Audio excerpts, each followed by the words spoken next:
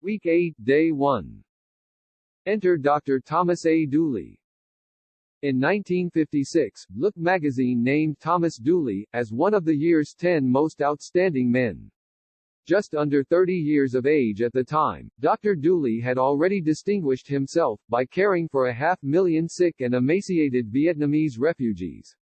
When fighting broke out in the divided country of Vietnam, the Northern Communist Viet Minh forces surged southward, scattering thousands of refugees before them. At the time, Dr. Dooley was a lieutenant, assigned to a tranquil naval hospital in Yokosuka, Japan.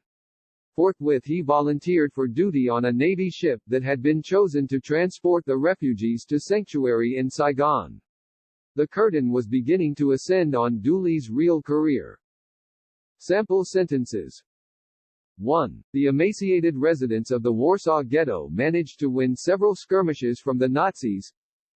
2. A firecracker terminated the tranquil climate of the neighborhood. 3. When Richard III violated the sanctuary of the church to seize the princes, he exceeded his jurisdiction. 4. Chicago put its heaviest players up front, but they were helpless as the Giants' line surged toward them. 5. Inexorably the determined climber began to ascend the Himalayan peak. Week 8, Day 2. Dooley's mission. Aboard the refugee ship, Dooley's destiny took shape. He became painfully cognizant of the malnutrition, disease, ignorance, and fear that afflicted the natives. In addition, he discerned how active the communists had been in spreading their anti-American propaganda.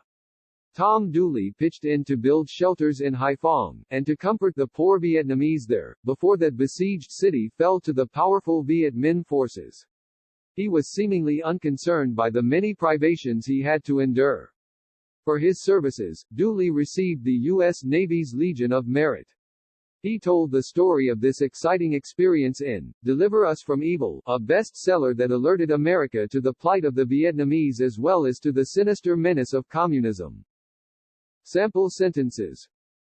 1. The stool pigeon, the detective's confidant, told him about the sinister plot. 2. By running up a white flag, the besieged troops indicated their desire to withdraw from the fray. 3. Citizens of several Kentucky mountain communities are afflicted by the worst poverty in the nation. 4. The emaciated prisoners were obviously suffering from advanced malnutrition. 5. Albert Schweitzer endured considerable privation as a jungle doctor. Week 8, Day 3. Stymied by personal sickness. After an extensive lecture tour in 1956, Dr. Dooley returned to Laos to set up a mobile medical unit. Because the Geneva Agreement barred the entrance of military personnel to the country, he resigned from the Navy and went to work as a civilian. That story is told in The Edge of Tomorrow. Next year, despite a growing illness, the ubiquitous Dooley turned up in the remote village of Muang Sing, attempting to thwart his traditional enemies. Disease, dirt, ignorance, starvation, and hoping to quell the spread of communism. But his trained medical eye soon told him that the pain in his chest and back was a harbinger of a malignant cancer. Sample sentences. 1. Sprinting all over the court, the ubiquitous referee called one foul after another. 2. Ben's reprehensible table manners led his fraternity brothers to seat him in a remote corner of the dining room. 3. The excellent soup was a harbinger of the delicious meal to follow. 4. In an attempt to thwart the voracious ants, he surrounded his house with a moat of burning oil. 5. The surgeon finally located the malignant tumor that had afflicted his patient for many months. Week 8, Day 4. Promises to keep.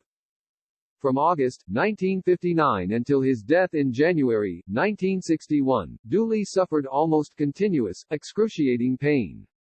His normal weight of 180 was cut in half, and even the pain-killing drugs could no longer bring relief. Knowing that he did not have long to live, Dr. Dooley worked without respite on behalf of Medico, the organization he had founded to bring medical aid and hope to the world's sick and needy.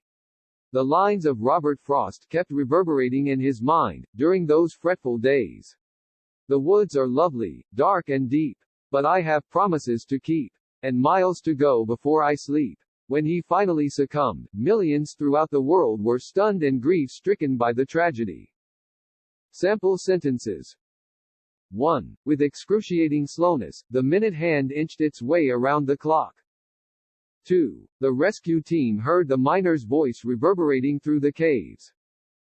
3. Around income tax time, fretful faces are ubiquitous. 4. The voluble insurance salesman gave my father no respite. 5. Besieged by debts, the corporation finally had to succumb to bankruptcy.